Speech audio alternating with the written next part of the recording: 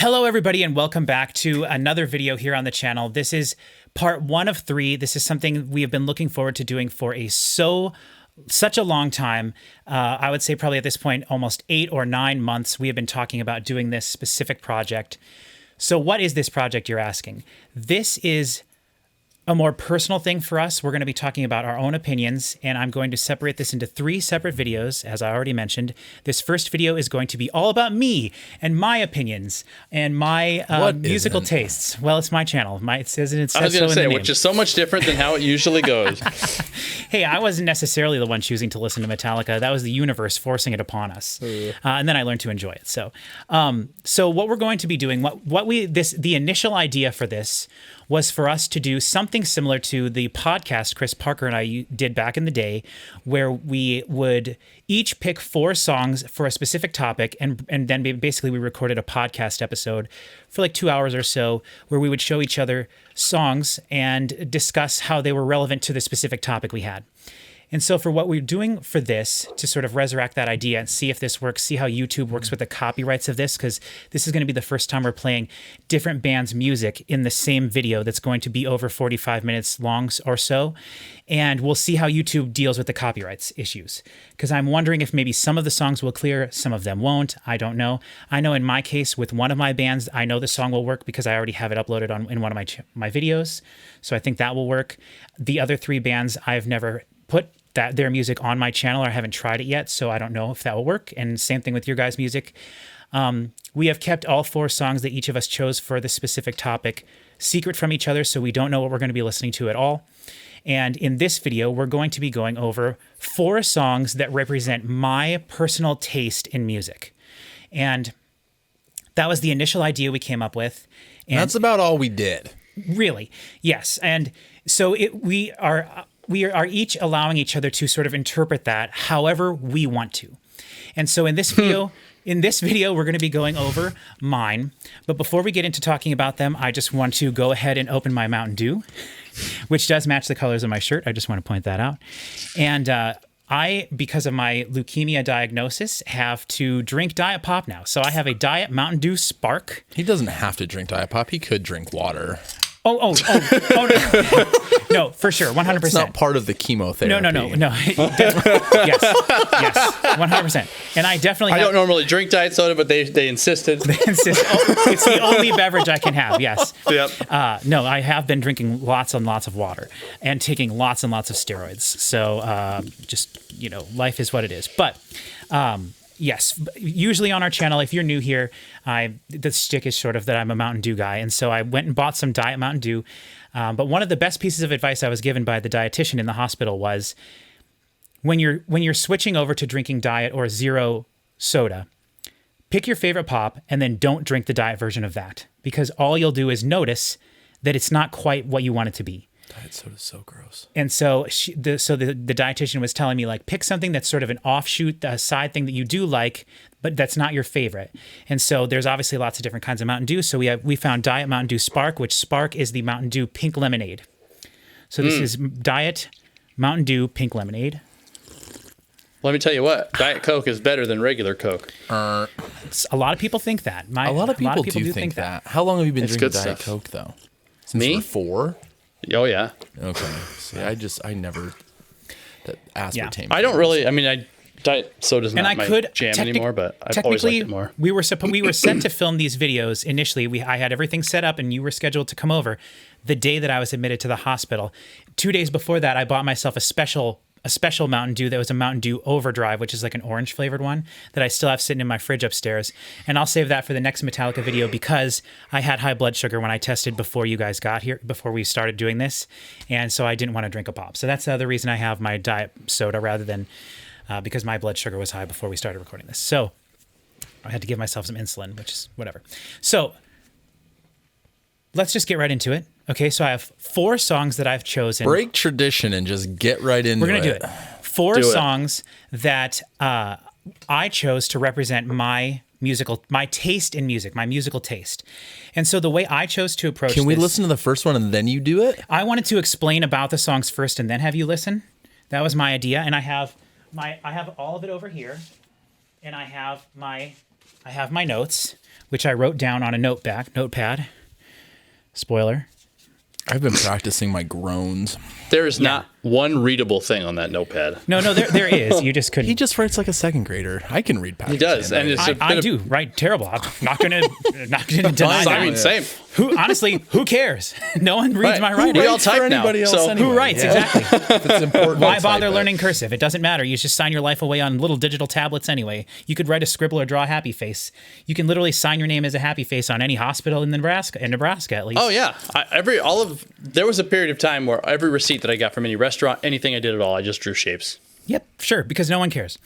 So, right. Well, it doesn't go anywhere. It's pointless. Yeah, exactly. So anyway, I really, really, really liked the mind games of thinking about this.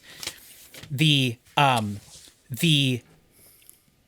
mental exercise that this has provided for me over the last few months and the first few months that I was thinking about this was I just loved it. I loved it. I absolutely loved doing this process.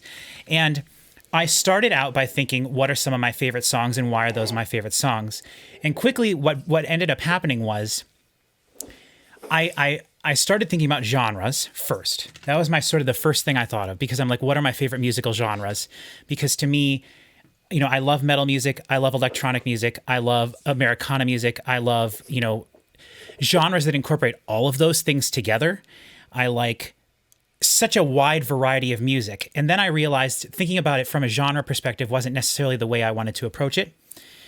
And what I ended up settling on was, which songs could I find that incorporate the most different elements of music that I enjoy within the 4 songs?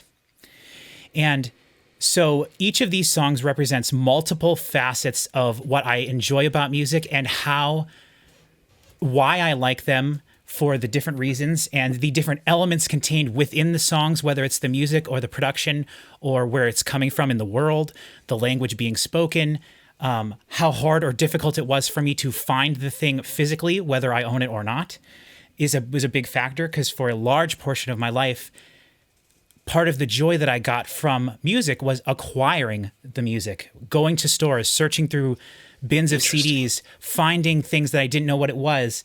And so I tried to have that even represented in this a little bit. Like every song you're going to hear is something that I have on CD in physical format. Everything you're going to hear is CD quality, ripped directly from a CD. And to me, that was very important, because I have a CD collection. For those of you watching who don't know, I have a CD collection of over 3,500 CDs. It grows every time I go somewhere and can find any CDs used or new things that come out throughout the year. Usually I've been buying about 20, 25 CDs per year of things that I'm looking forward to, new bands that are coming out. And then I'll buy maybe like 50 to 100 other CDs per year, like used in like bulk, or, you know, I buy lots of stuff at Goodwill, because it's just my Goodwill sells CDs for 59 cents per CD. So if the other day I bought the first Melanie Martinez CD I found at Goodwill for 50 cents. That's incredible. Yeah, and so I was like, it's great, right? It was pretty scratched up, as most like rap and hip hop CDs are, because people just throw them around in their car, which totally just cool. Those genres for some reason. Well, it is, honestly. Do you have the Cleanie Boy? Do you have the little? I love that thing. I don't, but we used to have those. Oh, I used that. We used to have a really great one at work, and I used to love those at Hastings. So the first song we're going to listen to here, I feel, is the one that sort of encompasses the most of my musical taste in it. It is a metal song. So what we'll see about that. I bet it's not. Is it metal? So we get to start off with that. So we're going to listen to a song. I'm not going to keep this song secret, because you guys have both heard this song. I've showed it to you before. I know I said I started with thinking about my favorite songs. This is what I consider to be, I believe, my number one favorite song. Wow. So Before you say this, okay. Chris, did you do your list like that? What No. Patrick described? Not even close. That's basically what I did. Did you pick any of your favorite songs? I did not. Okay, me neither. Did you purposely not pick your favorite songs? No, not necessarily. Like, I have recently decided what my favorite album of all time is, and I think favorite song is a little bit more difficult to nail down. For sure. It's a lot more nebulous. You for me people and your superlatives, it is just wild to me. It's hard. I love it. I know that Patrick loves it. So and because I was gonna say my favorite album of all time, and I could if I really needed to, I would pull my favorite Should song we save off it of for that your own album. video? do you want to Wait, save it? well, it's fine because it's none of these songs. Oh. Right. That's what's interesting is like I will talk more about what my method of thinking about this was when we get to mine, but I will say my favorite song of all time and my favorite album of all time do not match my musical taste on anything else that I like. I would. Yes, I don't. That is not surprising to me, and that's because it's the things that are. I have it written down over here. It's the things that are the exception to the rule that stand out the most. You know, like it's that one country band that you absolutely love, that is great because for whatever reason you're not a fan of country, but there's that one band that you love. You love them extra special hard because they are the exception to the rule. You know, just as a general way of what you're talking about. So we'll talk more about yours. And I definitely want to hear what your favorite album of all time is. I'm very curious because that's something I've never been able to. Well, Sure. I just said what it was There earlier. is literally no Kaiser's Orchestra, Violetta Volume 1 is my favorite album of all time. So I did say that and talk about it in the last thing we just recorded. But that's not what we're listening to here. So. Right. So this song, the way I was going to approach this video is to basically go over the things within this song that I want you to focus on and pay attention to in regards to why I like it so much. You're making this work. Well, that's how I chose to do it. It's your fault if you didn't take it that way. So I'll tell you what the song is after I go through this. Okay. So this song. Can we guess? You can, yeah. Okay. So this song is from 2017. It's from an album that I love, and it was on my list that year, and I think it was the #1 album of that year. It is track 4 on the album, which doesn't matter, but it is interesting to me to pay attention to track listing, song. To me, track listing, track order, ebb, flow of an album is all important. And this is I think the second metal song on this album. Not every song on this album is metal. There's a lot of genres. So then none of it is. Yeah, that's your interpretation of how that would work. So for me, the first thing I wrote down as a note for this song is that this band is not afraid to have fun. And when I've been noticing recently, when I listen to metal, I like fun metal. I like fun metal, and I like metal that sounds happy sometimes. And this song definitely sounds like a happy, fun metal song. Now, whether Chris agrees that a metal song could even be either of those two things, I do. is neither here nor there. But this band is not afraid to have fun. So it's not In Flames. They have some of the heaviest moments I have ever heard in all of metal have come from this band. They have very heavy moments in this song. However, as we've discussed, and again, we don't have to have caveats for everything we say, but heavy is a nebulous term that we often discuss a lot on this channel. We will define it. We will one day. We'll have a big video where we just talk about what makes music heavy. Bring out the scales. Yeah, bring out the scales. Exactly. That's right. The elephant scales. So there's some very heavy moments in this song, and I really enjoy them. But the overall feeling of the song is not super heavy. And so to me, that makes the heavy parts feel even heavier. And I like it when that occurs in heavy songs with heavy bands, whether it's just a crazy breakdown, which I do think is overused a lot. And that's not the case in this song. I think there's a heavy part that kind of repeats several times. There's really interesting sort of polyrhythmic things that are happening in this song as well, with the complexity of the rhythm. Even though it sounds very simple, the drums are rather complex. Not to get too into that. This song has a phenomenal guitar solo. And I absolutely love a phenomenal guitar solo. That might surprise you guys that have been watching us with the Metallica stuff. But honestly, not many of Kirk's guitar solos are phenomenal. So there you go. I'll just say. Boy, oh boy, here it comes. Tell us what you think about that in the comments. I mean, at least I like his more bluesy style stuff rather than just the fast stuff. But we've discussed this many times. Do you know what band this is, Chris Parker? I have a guess that is way out of left field. You'll know in a little bit when I tell you a couple things. But Okay. I mean, you can guess if you want to, but I'll tell you whether it is or not. But We can guess now? you can guess if you want anytime. Is it you know. Without You by the Birthday Massacre? No. Is we butter our bread with butter? Nope. Those are two. I would never consider the Birthday Massacre metal, though. Just so you know that. Oh. That's good. That you That's should. good. You shouldn't. I have never once considered them to be a metal band. Okay.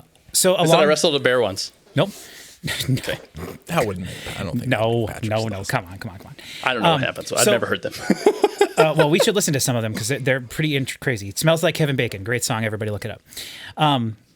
One thing that I love about this band, and they do it in this song, is they mix the styles of music. You're going to hear several different sort of genres of music within this same song. Not too crazy far. Like it's not like there's just a jazz section in the middle of a metal song or anything like that. But you're definitely going to hear heavy stuff, as I mentioned, and you're also going to hear stuff that's not heavy. You're going to hear stuff that's fun. You're going to hear stuff that's... You're going to hear screams. You're going to hear lots of clean singing. You're going to hear all sorts of different styles mixed into this. It's not the same thing for 4 minutes. It's not a... Maximum the Hormone. Nope. Nope. Okay. Though that's a good guess. You have to be looking this stuff up to see if these people turned out albums in that year, or unless you just know Don't worry about it. The guessing, I'm just pulling stuff out. Yeah, the guessing is not really a super hard. It's fun for me. It's fun for Chris Parker. Right. This song, none of this song, well, there's a couple words I'm going to have to bleep out. This song is not sung in English. This song I was going to ask you is in a different language, and that is something that was very important to me to have represented in this batch of songs. And I wanted to do it in the first one to emphasize that I love listening to music that is not in English because it frees me from the burden of having to relate to the lyrics. I have said that sentence many times on this channel, and I mean it every time.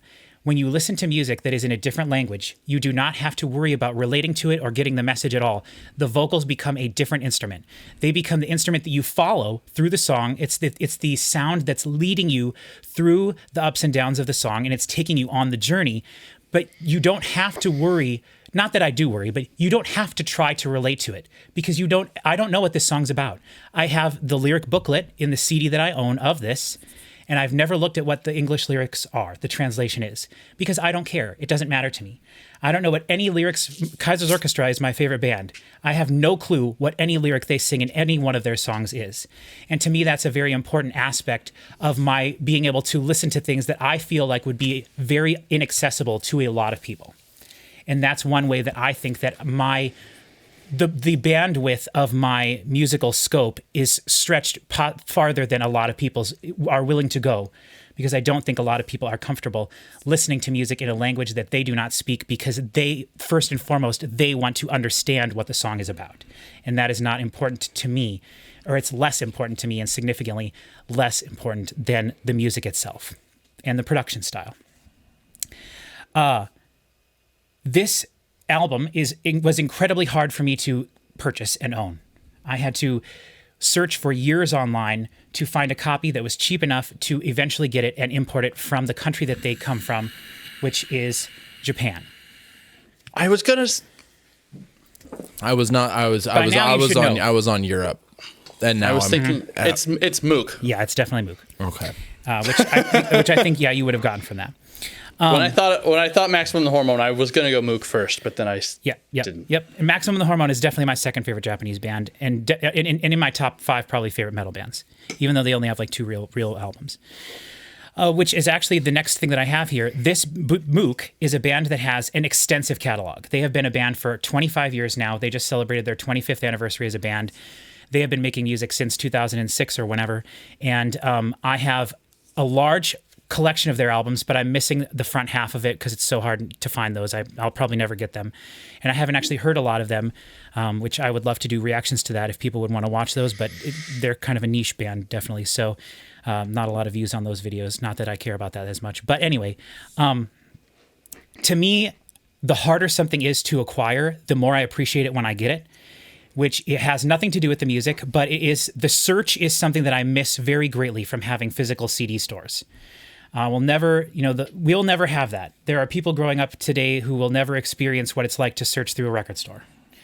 And that is just sad to me, because instead what they'll have is an album that they have loved for years suddenly disappearing from the service that they listen to it on for licensing reasons, and then they'll never hear it again. There's the nostalgia thing. Nobody ever talks about. That's a good job, Chris Parker. It just happened to me, and is one of my songs on my list is a victim of this. I don't know what word to use. Nostalgia is a great word to bring up, because I often poo-poo nostalgia and say that it doesn't affect me. I do, though. I do. Nostalgia does not affect me the way You it does say all other kinds people. of stuff, You though, is say what you're you saying. say all sorts of shit that's not true, dude. You're like one of the most nostalgic people I know. Really? In what way? Oh my god.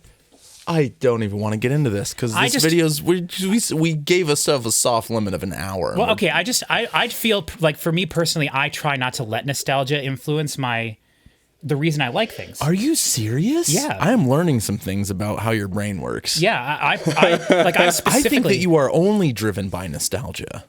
I disagree with that completely. I feel like I have concrete reasons for liking things. I feel like people use nostalgia as a crutch for why they like things, and I go out of my way to try not to do that. I think you don't understand what nostalgia is. See, that's I definitely was going to possible. say, he and I have had arguments about the definition of terms in the past, and I feel like this is one of them. Well, and I'm probably Do wrong. you 'cause I not most of the think time of Patrick as one of the most nostalgic people you know?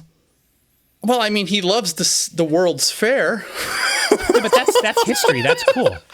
No, it I totally wasn't is. there. I completely couldn't have agree. experienced it, so that's a bad example. Right, But, and I don't honestly. I don't think I can't come up with anything off the top of my head that makes me agree. You with don't that. remember I really like want the to though. 45 minutes of going through the Rob Zombie catalog that we had to. Well, that is All right, no, all right. that is a good example because that is something that I grew up with.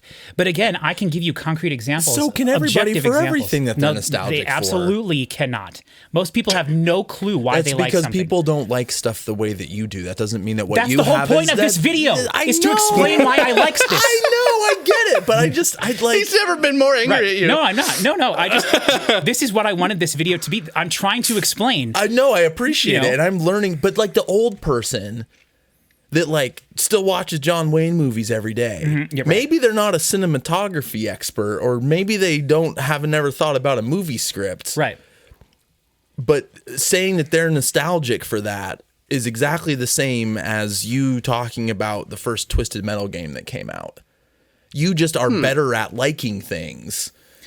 I guess. But that doesn't mean it's not nostalgic. That's interesting. I guess, but at the same time, I also don't. I think that there's an inherent aspect of nostalgia that is like an ignorance to the idea of nostalgia. Like you are nostalgic because you don't understand why. Like I don't listen to Rob Zombie because I think to myself, it's been too long since I listened to Rob Zombie. I listen to Rob Zombie because it's Halloween season, and that's the kind of music you That listen is to. nostalgia. That is a little. Yeah. I guess that is kind Sort of of. A though. sentimental Sort of. or wistful affection. See, I don't like this definition. I'm going to argue with the dictionary now. Typically Okay, for a this is period or gonna place get- with happy. Okay, anyway. Yeah, This is okay. going to get super in the weeds. Put it on the and chalkboard for things to talk about in our podcast. Exactly, a podcast. So one of the main things I want to point out about this song that I want you to focus on when we're listening, okay? Okay. One day. Chris, what do I always say is the most underappreciated element to music? I've said it many times. Doesn't have to do with the album length. No. Vocal volume. Well, it does have to do with vocals. It's overdubbing and vocal I overdub. see. I can sure. see your notes, and I guess I should have guessed that. Yeah. But so this song features vocal harmonies. It features vocal harmonies done by the lead vocalist. It features vocal harmonies done by other band members. Mm-hmm. It features second parts, so multiple melodies happening at the same time, done by different people. It features gang vocals, and it also features overdubbing, both of the harmony vocals themselves, and also overdubbing of just like a duplicate file track. Yep. Whether it's panned wide or panned in the middle to beef it up. So this song features basically every type of background vocal that you can have. And I have said multiple times that auxiliary percussion and background vocals are the most underappreciated elements in all of music, and especially background vocals. For me, having no background vocals on your album, as Metallica tends to do, can make my brain switch off immediately. I like to have layering of vocals. I think it adds so much. It helps differentiate the parts, the different sections of a song.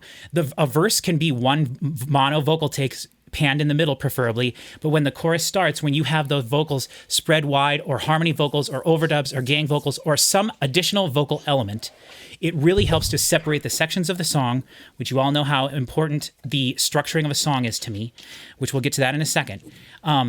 This song is a great representation of all the different styles of vocal overdubbing that you can have, and I think it's done very well.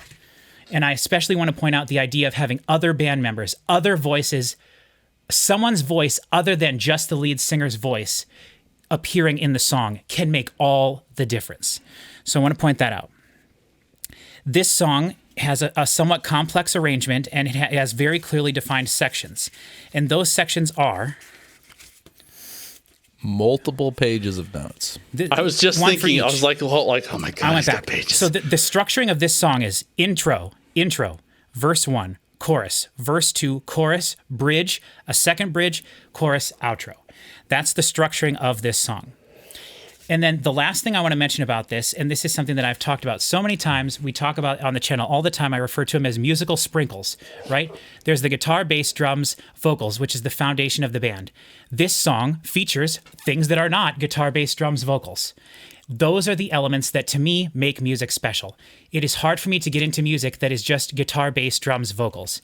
I, being a person who has worked on my own music and other people's music in the past, I like keyboards, programmed elements, auxiliary percussion, background vocals, all the things that you put in on top of a band that are not the core elements of a band. That is what makes music my favorite. And that is what makes, to me, separates things that are great from things that, you have to be, there are certain projects that I love that are just those core elements.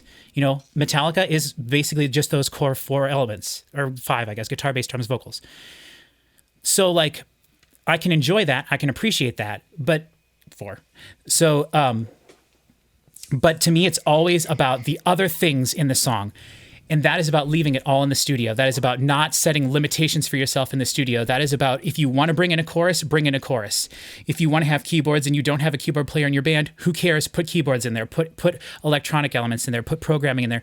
Leave everything in the studio. Do not limit yourself because of the limitations of your live performance. And that is because I do not care about live music at all. I do not care about the live performance of your song. 99.999999999% of the time when I hear your music, I'm going to be listening to the studio recording that you made so that I could listen to it in the most perfect representation of your song possible. I don't care about your live performance. I want you to leave everything in the studio, and I don't want you to feel like you regretted not including something because you didn't have access to it live. Okay, with all that being said, this is the song Killer by the band Mook.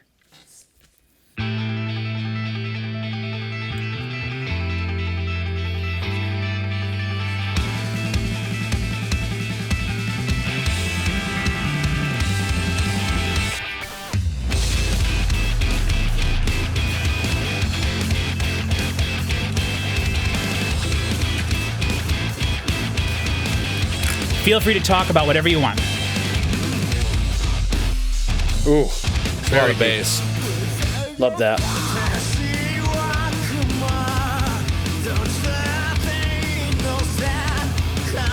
Is it loud enough? Yeah, it's plenty loud. The guitar player singing. Gang vocals.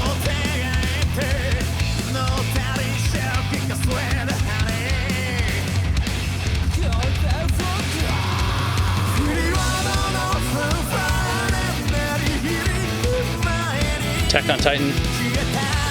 Definitely anime theme song sounding for sure. Yep. Which I do love. I love an anime theme song. Now notice the guitars, what they're doing here during this chorus. The guitars are different every chorus. The drums are different every chorus, but the chorus is the same. I love this. That Michael Jackson. Yep.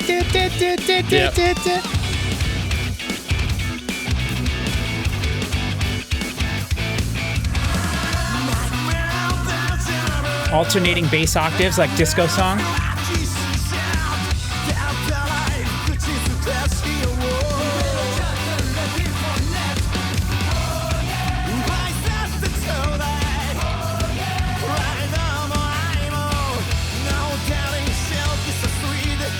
When I listen to this song myself, it can make me cry.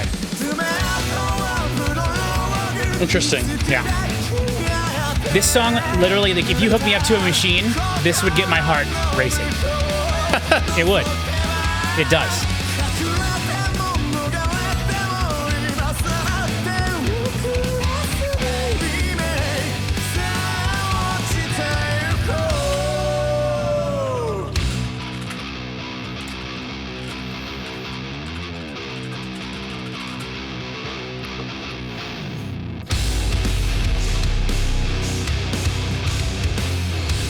Yeah, this is good.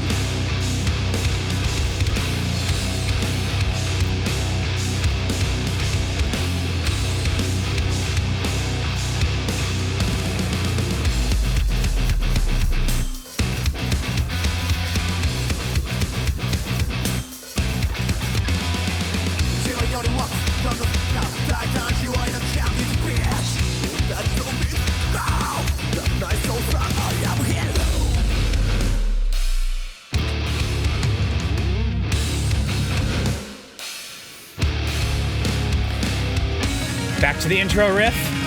Where are we going now, huh? We're gonna go on a spiritual journey with a little guitar solo. We're gonna do a little guitar harmony.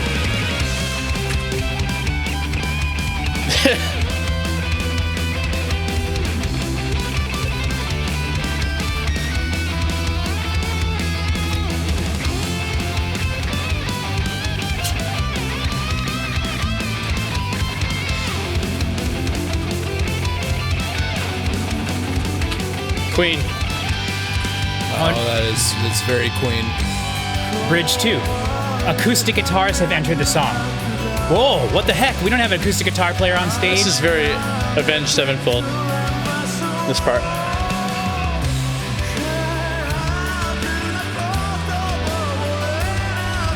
Hey, do we want to hear a little Metallica influence? We want to get a little thrash metal in there? I do love the way that Japanese bands are just constantly switching stuff. It's one of my favorite things. But they it do. makes sense contextually. Here comes the double kick. This rules.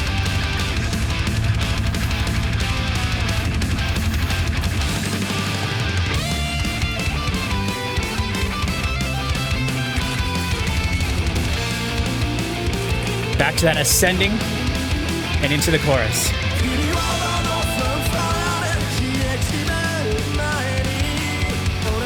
But this time holding the guitar chords out. Coming in with the riff. Nope, still holding it out.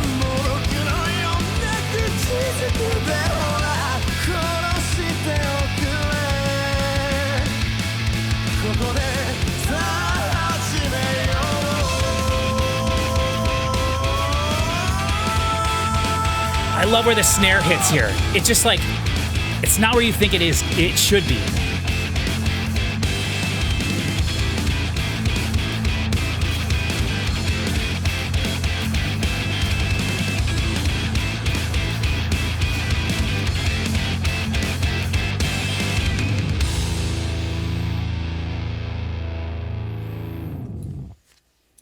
That was great. There you go. If all their songs were like that, they'd be on one of my favorites. Well, you should listen to some of their albums because that's pretty much what they all are. They do have jazz songs. And they do have, I mean, it's a very wide breadth. That's why I like them so much.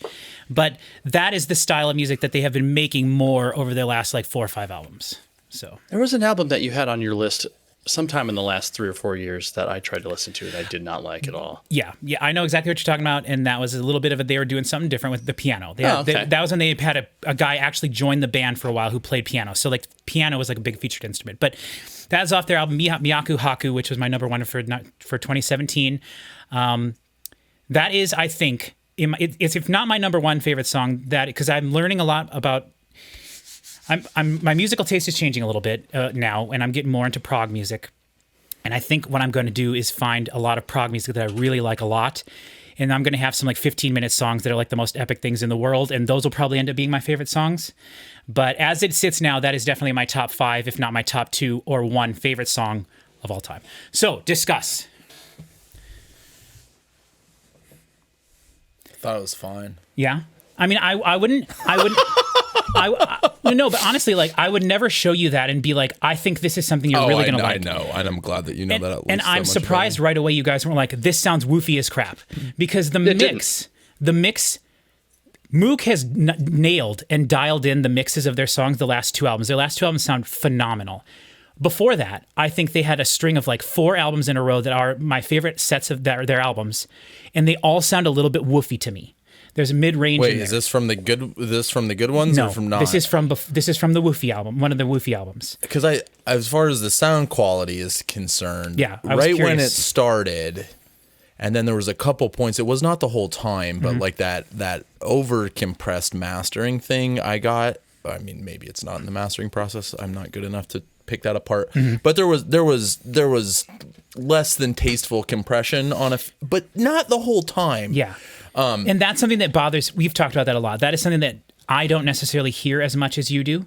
And like over compression is something that doesn't bother me as much as it does bother you. I guess I kind of forgot because I thought that was when I heard that I'm like, wow, Patrick picked this. But the bass thing that they did, maybe if they did that drop was so low. I really loved it. But there was like multiple ones. There was the one big one, which I'm not sure I've ever heard anything like that in these headphones before. Not that I can remember. So like from the technical aspect, it's kind of entertaining to me that they got that in there however they did. Because the low frequencies build up a lot. Yeah, but how much and how you may I don't know, like the part about the acoustic guitars coming in, for example, of kind of my broader thought here is like that to me that doesn't make like such a big impact. Like I don't like you can do so much crazier stuff, and I do like the stylistic changing thing. But like, I don't think that's that big of a deal that like there's acoustic guitars in the middle of that song. Like, to be honest, for what I was, but how many bands wouldn't do that because they don't have access to an acoustic guitar? Not as many as you think. Oh, I think a vast majority of bands. I don't know. I'm actually because they don't have access to an acoustic guitar when they're playing you can live. Find an acoustic guitar when they're playing live. When they're playing live, I don't think that's that big of a deal because like you just figure out a way to do it. I think that you're making a bigger deal about that than it is. Well, like if there was weird, there was not. But that song, like for you going on and on about like all the different sounds and stuff, like there's not that much of that in there. No, there's not a lot of keyboards. There's the bass drop. Which, I mean, and you're going to do that. Like, there's no way you're not going to do that. You'll find a way to make that work in a show if that's that big of it's just an electronic thing played or whatever. But no, you're right. There's not a ton of extra things in there, but there are. And especially what I was talking about with all the background vocals. The background vocal, yeah, for sure. And that's an element to me of that aspect. Right. My going off a little bit on the not leaving everything in the studio is more of a general. I know it is. Not necessarily pertaining just to this song. It will pertain to the next song. It was quite a rant for right, sorry. Well, you guys are kind of crawling all over me, but a little bit. But to me, just to address the acoustic guitar thing a little bit, Mook, one of the things that they do stylistically a lot is they have acoustic guitars as a rhythm-based element to their music a lot. And in a song like this, they're more metal songs. They don't generally have the acoustic guitars in there.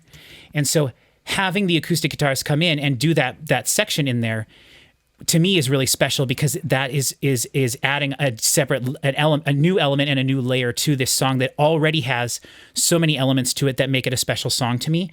And having that extra section in there that is like, wow, this band is giving me everything that they do that I like in one song, which helps make this particular song special. Yeah, I know that's the thing. So that's that's more of a personal thing that's hard to explain, and you have to understand more about their catalog and how they've used acoustic guitars in the past as just like one thing they do a lot is at the beginning of choruses they'll just go throng on an acoustic guitar and have it spread wide, and like they have so many choruses where like that's the throng is like a just a strum on an acoustic guitar, and then they just strum on the one of every downbeat or whatever on an acoustic guitar to give it a wide feeling on the outsides when they're doing the more, because all their choruses are anthemy shouty choruses for the most part, and the style of the song is changing at that point because usually the riffs are heavier before that, and they have. Mook is a metal band because they make metal songs, but a majority of their catalog is not metal. 100%. I would definitely say that. Now, we can fundamentally disagree on what makes something metal. I'm not going to get into this. But I've always thought of them as a metal band that a majority of their songs are not metal songs. Because to me, once you make a metal song, you have become a metal band. But also, I do think it does quantity does matter, and they do have not to listen. Like I said, the heaviest things I think I've ever heard in music come from Mook. Like the heaviest parts I've literally ever heard in music are from this band, and not in this song specifically, but a couple of the songs they have, like Coyote and a few other ones. But there's a lot of Korn in Mook, and I don't necessarily care for Korn that much, but there's a lot of Korn, the way they approach their riffs in terms of the heaviness and the feel and the groove and stuff that is Korn. And there's a lot of, I like the thrashy part in this part, not thrashy, but like the double kick, the double bass part in this a lot. The soaring guitar solos. There's so much anime in this, and part of me hates that because I think a lot of people just stereotypically think of Japanese metal bands as the bands that do the theme songs for the anime that they like, and they don't dig deeper into the bands, and they don't know anything about, and to me, one of the things that's always been the coolest thing about Mook is that they can do these stylistic changes, but usually they stick to one specific style within each song. And then like the next song on this album is this crazy like hillbilly redneck, one guitar in the middle, mono like surfer rock thing. That's the next song that's on this album. And then the next song, it starts with a synth, and the whole thing, there's no guitars in it. The only guitar is clean guitar. There's no distorted guitars. Then the next song is like a jazz song, where it's the piano based, and then they'll do another metal song, and then they kind of cycle through the different sort of styles. And that's the thing I like about them, because a lot of Japanese bands will do that within each song and have like sections of songs that are like crazy different things just to kind of be shocking. And I don't necessarily care for that as much, because I don't want the song to be about a shock factor. I want each individual song to take me on the journey it's taking me on, and then move to the next song, and then have that song be the startling juxtaposition of what just came before it. So that's flow of album tracking, and all those types of things. So moving on to my second song, unless Chris, did you have anything else you wanted to add to that one? No, not really. I did like it though. Yeah, and you got what I was saying, the things that I was mentioning, right? Oh yeah, it's all there. I had my checklist. Okay. Just going down. Okay, so I have that's the song I have way more to say about than any of these other ones. These other ones will be easier to go through a little faster. So song 2 I have, this is from England from 2016. And the reason I chose this is because I consider myself to be an audio engineer. And I went to school and have a degree that says audio engineering on it. So I feel like I have accomplished something that makes me an audio engineer. I also have been working in the audio industry, and I'm not saying I'm doing important things. I'm not saying I've done anything that matters to anybody, but I have been working in the audio industry since I graduated from college, and have been working on projects, whether they're my own, other people's, professionally, just personally, and I care a great deal about audio quality and audio editing in particular. And the idea of doing something special to make music that could not exist in the real world. So I'm talking electronic music. I'm talking about taking the idea of performing a song and throwing it out the window. I'm talking about crafting music in a box, in an electronic box that could not be made in the real world, and using techniques, editing techniques, mixing techniques, plugins, effects, compression, delay, reverb, stutter edit in particular in this song, which is one of my favorite effects in all of music. I'm talking about taking everything that I have scratched the surface on, of just barely beginning to understand how to do it, how it works, and taking all of those elements and crafting a song that is audio file heaven. Like, this song we're going to listen to is something that Chris Parker is going to wet his pants over because you are going to love this so much. I have been wanting to show you this band for years, and I have never listened to them. This is exciting. I cannot wait for you to hear this song.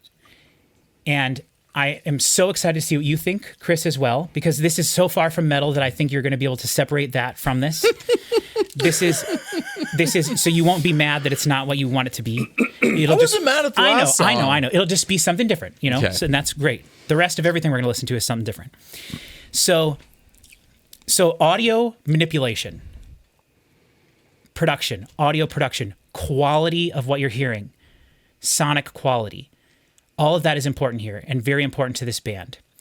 Are we guessing again? No, there's no way you would know. You would know. Okay. You would know. One thing that I also have listed in my notes here is that this is, to me, one of the best examples of having keyboards in a band. I don't know what you think of when you think of keyboards in a band. probably, if I would to guess, Children of Bodom would be what you would guess. Especially if I'm sitting next to you, that's what I think about. Right. but to me, keyboards represent having a band with a keyboard player in it means that I'm already much more interested in them than a band that doesn't, for reasons I explained earlier. But when you base a band around writing the songs and performing them with the keyboard being the main instrument, it feels different than a band than songs that are written on the guitar. I've always felt that. You can tell when you listen to a Kaiser's Orchestra album that the songs are written on piano first. You can tell when you listen to a Nightwish song that the songs are written on a piano first. You can tell when you listen to this band that it's mostly keyboards and that the songs are written and composed, because there is so much musicality in what we're going to be hearing and technical musicianship that it was done on a keyboard. And I personally feel like I gravitate towards music like that more so than music that is written on a guitar. That being said, I don't think there's anything cooler than a badass heavy riff. So we're not going to get that in this. This is not what this is. The only other note I made on this song is that this is, for me, this is prog rock, electronic prog rock music. And this is, I want to find more music like this. And for me, this represents growth that I've had musically over the last 10 years or so, starting to look for music that is more complexly structured and more technically proficiently played, which is something that I would have shied away from in the past because it would have intimidated me. Like I've tried listening to Dream Theater in the past and it just frustrated me because I'm like, this is so unobtainable on every level imaginable that I can't listen to this. And that was when I was in college and Jason tried showing it to me. But now... Jason would like Dream Theater. Yeah, but now... Jason, do you watch these? If you do, will you comment or email one of us, please? It's been a while since we've talked to you, or it has been since I have. I talked to him a little recently. He was in Florida or whatever. But anyway, now I listen to this, specifically this song, and I think that I could make something like this, minus the technical proficiency. But I think that I could achieve something that sounded like this. So what is this song? We are going to be listening to the song Tower Block by the song Frost with an apostrophe. Band Frost? The band Frost. This is a band that I have... This sounds familiar. Here's Mook, by the way. I have to be careful how I show you this because there is a vagina splattered right there on the front. And splattered. Don't want to... Well, it is kind of, right? When you look at that, that's what that clearly is, right? Not necessarily. I mean, it could be a flower. I'm sure that's what it's supposed to be. But Did you know every one of Mook's albums is exactly 69 minutes long? That's hilarious. That's amazing. I'm telling you, Mook is a fantastic band. So Frost is a band I've discovered recently over the last 5 sounds years. familiar, It's a man. coffee table book. It is a coffee table book filled with their entire catalog Cool. of remastered music. That's a really cool book. This is the most expensive. This is cool. one of the top 3 most expensive CDs that I have. I bought it for $35, which is great. That whole thing? Yeah, and it is a full book. So it's like 70 cents a disc. Yeah, it's like nothing, and it is a full book. Which we have learned is Patrick's limit. Yeah, 59 cents. But it is a full book with artwork. Hey, I'm very familiar with that. I want CDs to never die, but I will only pay 50 cents for them. No, I'm willing to spend more money on stuff. I just literally I know. spent $35 on the new Star Sailor album to get it with a cassette and a bonus CD. So, but it has all the. Oh, a cassette. Hateful. Yeah, I agree. It's very stupid and waste of money, but I couldn't afford the vinyl along. That is a really cool thing you have there, though. This is I one of love my that. most favorite things that I own, and it's the only way to own the Others EP, which is my favorite piece of their catalog in physical format. They never release that separately. But this includes live shows, remastered works, their first 4 albums all remastered. Frost is an amazing band. We're going to be listening to a song called Tower Block. Any day. This song, Chris, because you and I often talk about, I don't care about these things usually, but I'm going to bring them up here because this is an exception to the rule for me. This song, first of all, the audio things you're going to hear in this, the audio manipulation, Chris, you are going to love this. And I think you'll find it interesting from the perspective of what they're doing. But I know Chris Parker is going to specifically really love a lot of what's happening here.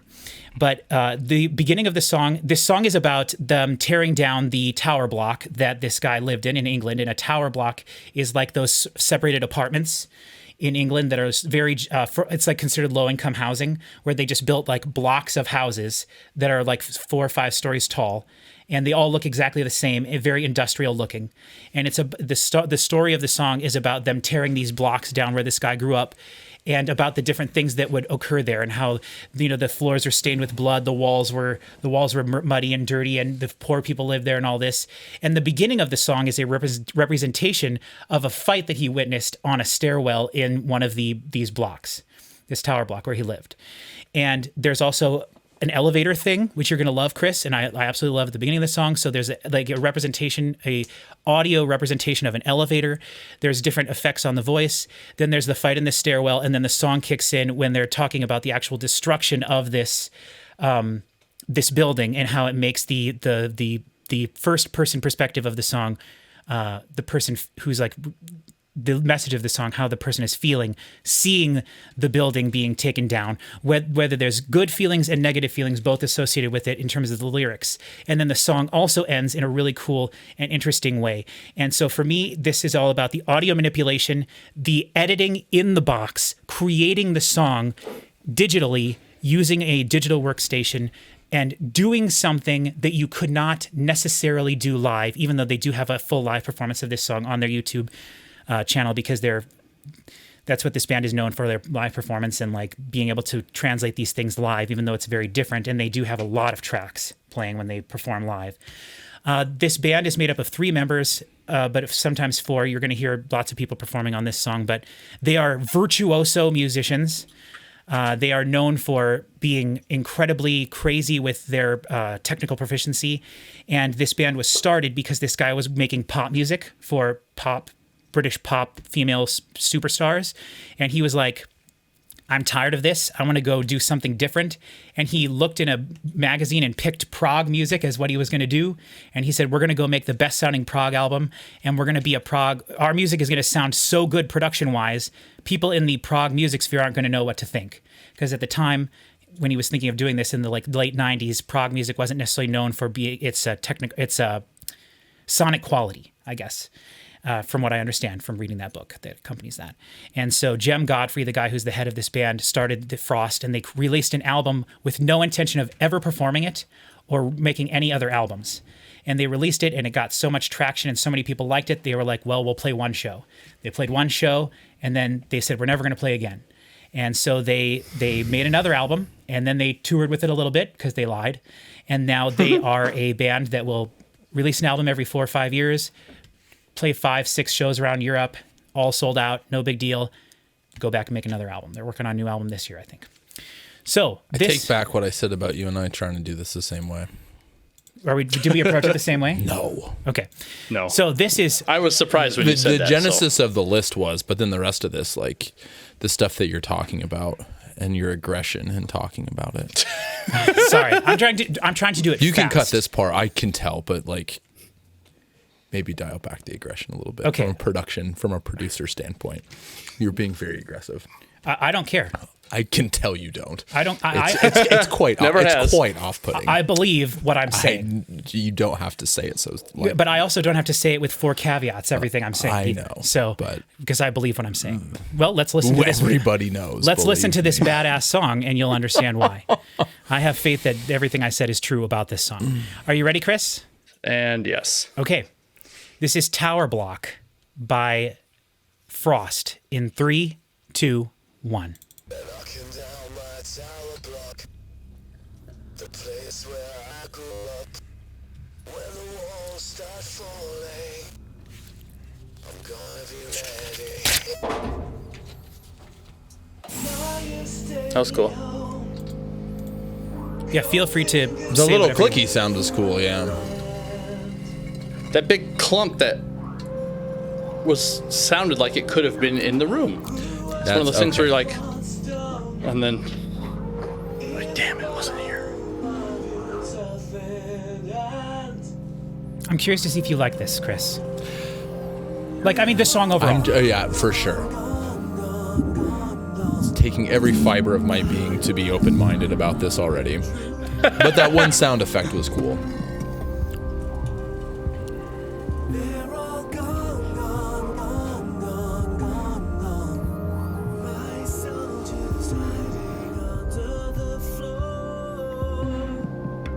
the way that the vocals sit in the pan, in the width, I don't even know. It's really funky. It's like moving around, but it's not.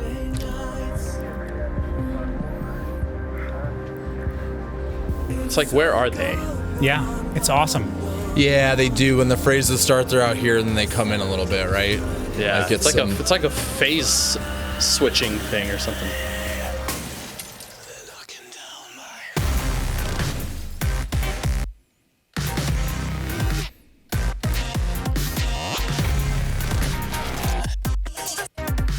This is good.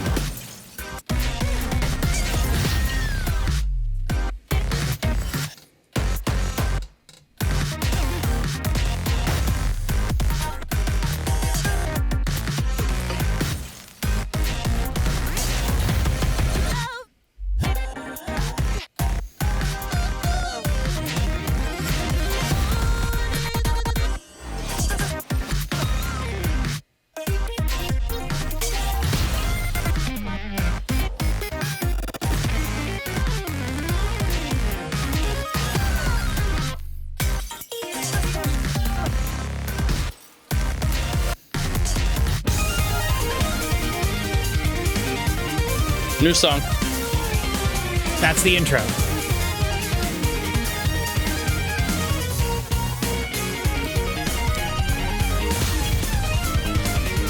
But there's still elements of it in there.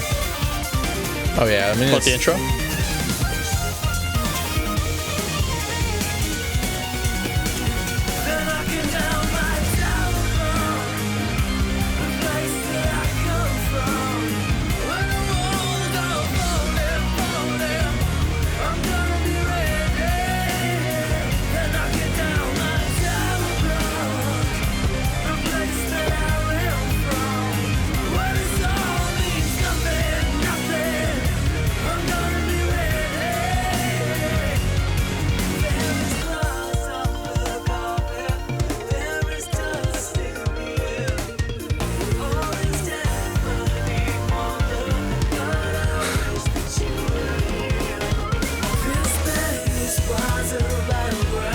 There are multiple people who are singing, too. There's multiple vocals. You ever heard a song when you had your headphones like just a little bit unplugged? Yeah. Oh, yeah. That's what's happening. That's what this whole song sounds like. oh,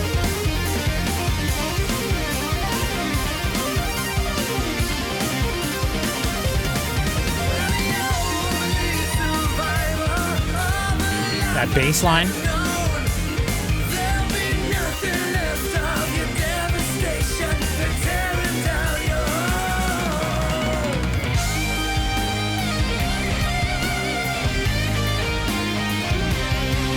Ooh, there's a really high, weird, like a ring that is playing with that guitar. oh, It's a guitar and a keyboard at the same yeah. time. It's the keyboard patch Oh. that's doing that. There's some really high frequency thing in there.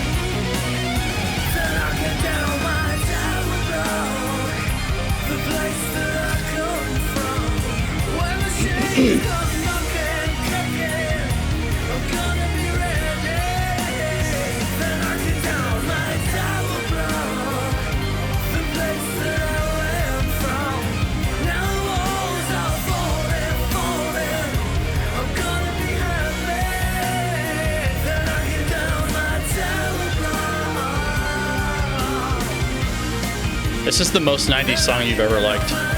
Really? I would love Vocally. to. I would love to. Oh, okay. I can see that. All right, here we go. Let's see what you think of this. This sounds so weird. Oh, you just wait, Chris. Really? I think it sounds good. Everything you're saying is for a reason.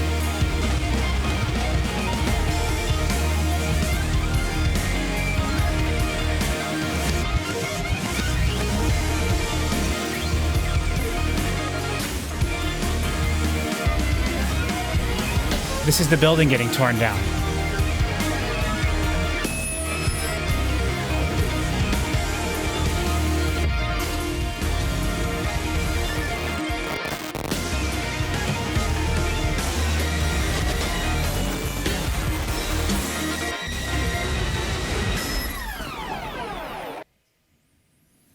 So there you go. Oh, that was the end. Yep. Okay.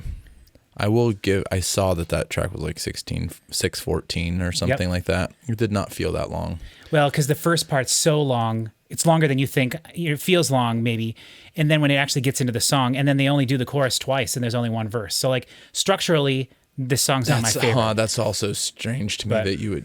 But it's again, it's not my favorite song. This is a representation of the audio manipulation and what I was talking about, like crafting a song in the box. So That sounded so strange. Like, I found myself repeatedly wanting to check and see if I had a cable that was sitting funny. Because of like the kind of phasey, hollowy thing that was sort of under. It's intentional in that song. The rest of the I know, album but it's does not so sound that weird. way. Yeah. But that's what I'm talking about. I don't know. Just Right. listen to any Taylor Swift record and they all sound like that. The last handful of them Yeah. do. Was there... I think I just saw a pretty good-sized spider climbing up and down the wall behind you. Oh, could be. It's underneath that album, the one next to the red one. We'll kill it if it comes out or not. It'll. Yeah. we- Just have to see it in editing. Oh wait, hold on. Do you mean this spider? That's Spider No. from Power Man 5000. Very Rob good. Zombie's brother. So, Chris, I'm so curious what you thought of that, Chris Parker, because I have been wanting to show you this song in particular for so long because of the audio representation of the physical story that's sort of happening, which I know I just explained it to you, so you might not have been thinking about that. But so the representation, like the visual, the audio representation, and then also just the tricks that are there, and then the whole stutter edit part at the beginning, which I absolutely love. I do think it's maybe slightly longer than it needed to be, but I think that that's done intentionally. What are your thoughts on that? I mean, yeah, I've heard songs that do like a phase shift thing into that hollow thing and then come back out of it. I've never heard a song that spent its entire existence in that space, which is just really interesting. I definitely think in this case with this song, the band, once it comes in, takes a back seat a little bit to those phasing effects. And because of that, the overall quality of the song does suffer a little bit. Like, there are other better sounding songs on this album. It's not even, and it's not even a complaint about it sounding bad. It just Right. sounds weird. Yeah. Because it also sounds good in the meantime. Yeah. And it's like weird for those things to both be true.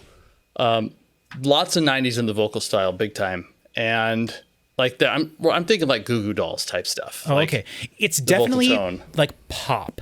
Like the vocal approach of this band is very accessible. And as I said, that's what the guy did. He produced pop music, and he wanted to take what he learned doing that and incorporate it into a more band like setting. Like, they have songs that are way heavier than this, and they have songs that are just electronics. Like, they have, like, one of the reasons I like this band initially was because his voice sounds to me like BT when he's singing. They have a very similar voice. I was wondering about BT while I was listening to this. And BT is the pioneer of stutter editing. So, like, there's no way that this band wasn't influenced by BT and his work in the 90s that he did.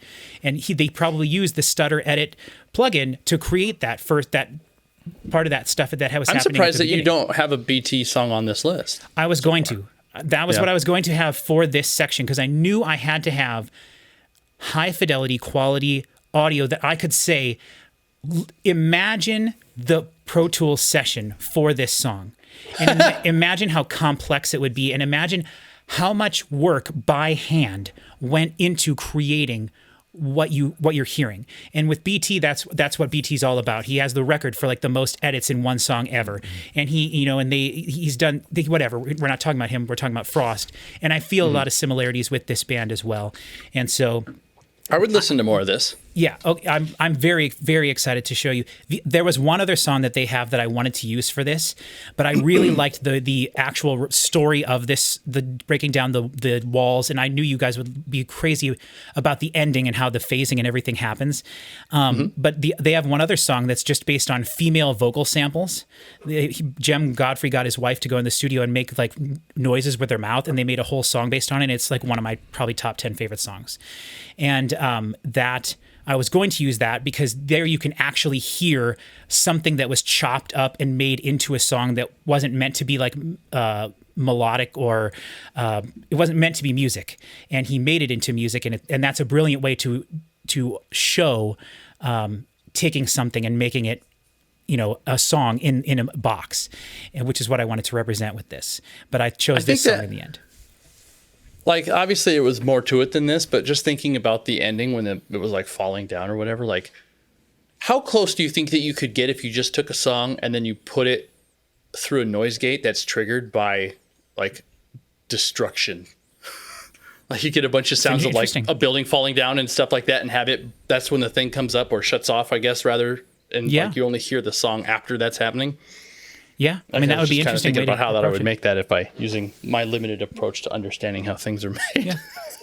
And from your perspective, Chris, how did you feel about all that?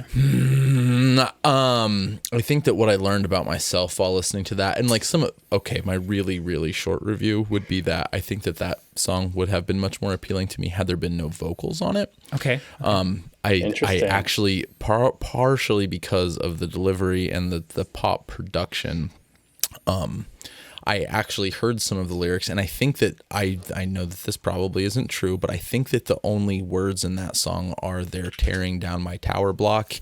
Did you say that? Which I know that they say that. I don't know if that's the only words in the song. If you asked me, that's the only words that I remember. And it just didn't. From like a musical songwriting perspective, that did the opposite of what it's supposed to do for me. Tell the story. Yeah. Yeah, and like I guess I've read I've read them talking about what that song is, so like I know more context to it. So yeah, for sure. And I didn't know that the end, because when I don't know, part of your, I'm not like, this is not a dig. No, please feel free. It's not, but like hearing it described beforehand probably like ruined it a little. Ruined it a little because I overhyped it probably. That, and like whenever somebody says this sounds really good, which is unfortunate, and it's foreshadowing because it's what I'm going to do when I do mine. Now I'm already thinking about how I'm going to describe that better, because like if the idea like it sounds good, and it's especially sounds like sports if the whole idea is if the game is to just like make something be happening the whole time, and I kind of am entertained by that at times, but that bleepity bloop stuff, which I do like, and I know that that's kind of disparaging. I've been on this thing, I'm late to the party and I will be very early to leave, but I've been listening to Polyphia. Okay. Yep. Some late, and like there's a lot of like direct parallels between, especially at the beginning part of the song, just like taking a chord progression and just like taking it to the absolute extremes of what you can do. And I really find that stuff interesting for a short period of time. That's why I said I'll probably be done with Polyphia shortly, but I've been really enjoying it. Yeah. I think it's interesting. But like, especially when somebody says that like this sounds so good, or the audio fidelity is supposed to be so good, and I know I'm picking on words that you're saying, I'm not just picking on you. No. But then like right away I'm like, why? Because like if you asked me, because then I start picking that apart a lot, and like if you were just gonna ask me like what sounds good, like I happened just to turn on that Peter Gabriel album again for a minute. I mean, doesn't get any better than that. And like that's what I was gonna say. Like it doesn't get any better than that. And like when somebody says like, from an audio perspective, like this is the best. Like again, I'm not in superlatives. I don't know. It's interesting, and I don't hate the music. There was a couple things, and I'm so glad I didn't come back to it, because there's a couple little melodic moves that he did in the beginning, and like my stomach clenched up, and I'm like, oh god, if he does this for 6 minutes, I'm gonna vomit. Right. And that's a personal thing. Yeah, just like, the poppiness of it. I agree. Right. And I will say too, just there is much better quality sounding things than this. Probably my getting to, I'm going to cut this part of the video out, but I was informed to tone it down for the rest of this video. I shouldn't have maybe brought up fidelity, like audio fidelity. My point with this song was supposed to be the editing, the audio editing, and the craftsmanship that went into the song, and then all of the effects and things that went into it to make it a unique song. But have you looked into how they make this? No. I think that you should. Because I went and so I'm on this Polyphia thing. Yeah. Well, and I could do 2 stories. I'm going to do the Polyphia one right now. So, right, I had not really heard it. I knew that it was bleepity bloop guitar music, and I've been seeing more Tim Henson stuff all the time. I'm like, okay, I'm just going to finally check it out. And I looked at it. And so I watched this really cool video. It's like Guitar Teacher Reacts. I forget the guy's name. He's very good. Yep. He's got an incredible ear.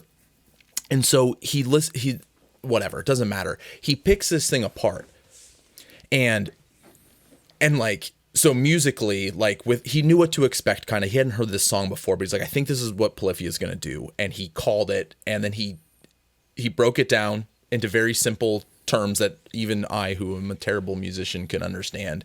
And as I'm sitting there, like, I used that same music trick that they did, and I hit pause on the video and I wrote like a really cool guitar riff using the same trick that they do. And so then I'm like, Then Tim Henson's super cool because he posts videos that show, he opens up his Ableton sessions. Oh, and just like literally shows how he has done stuff and production tricks that he used that would go completely over my head because I don't make stuff like this, so I don't know all the little tricks. And so like I get it, and it's with stuff like this, because my brain isn't in this stuff so much, it's hard for me to like, I mean, I'm sure there was an immense amount of editing done in some way or another, but like from a technical standpoint, if you went through, because the other thing I'm balancing this with this other story in my head, I had this student bring in this thing that they had made, or that they knew was made with this tool that they had just bought, and they showed me the tool.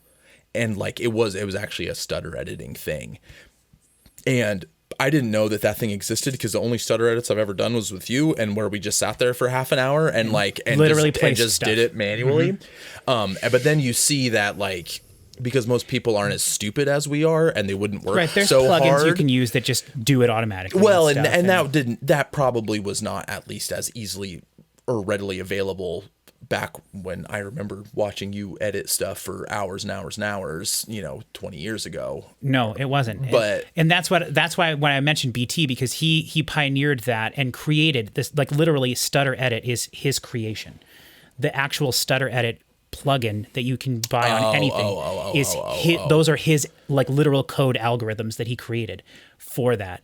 But one thing I have to say that I do think is important in relation to this, and it's something that is definitely a way that I approach things differently than I'm starting to understand that you do, is that to me, when I think of this song, I can't think about it. I mean, I can think of it as its own individual entity, but what I think of is the song that comes before it and the song that comes after it on the album, and how it relates to everything else this band has done. And for me, that is such an important aspect of why I like the bands that I like. To me, the entire catalog of a band plays into every opinion that I have of them on a macro and a micro level. Because when Depeche Mode chooses to have an element in a song that they have not used in their previous 40 years of their existence as a band, that makes that element special to me as a person who understands that it has not been there before. Yeah, I think you put a lot. I think you put a lot more effort into that than right. And so to me, this song is special because of what they do and do not do in the other songs that surround it. And that is completely lost in context of this, which is fine because that's not what this is about. This is about this particular song representing the audio editing aspect of what I was talking about. But that to me is something that is always constantly in the back of my head when I'm listening to things, how it relates to the other things that I know from this band, which is why I get so deeply involved in the bands that I do like and understand and know their catalogs of so well, which is why it's fun for me, like we were talking about in the previous thing we recorded, about just listening to random things that I don't know anything about because I don't have any of that context. And so it's just about listening to the music and I can focus on it on a more micro level and less of a macro level. So... all right, moving on. And this is track 3 for me. And this is something that I've talked about many times on the channel. When I sat down to do this, one thing I knew had to happen was I had to have a song that was represented by the True Blood sound. As I've said many times. I'm looking forward to this. My entire view of music shifted when I was working at Hastings Entertainment, and on the same day we put in the True Blood Volume 1 soundtrack and the Black Keys album Brothers. And we listened to just those two albums for like a week.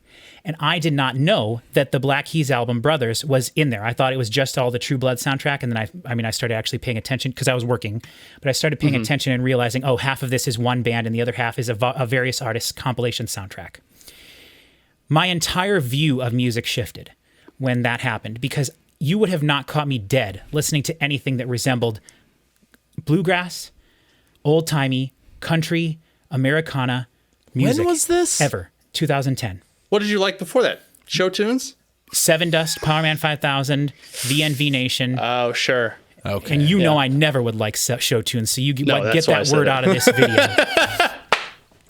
And That is why I said I that. honestly cannot put enough emphasis into how much that changed my entire trajectory of the music that I like. I counted. I have 178 CDs on my 3 shelves that are this style of music. Oh my God.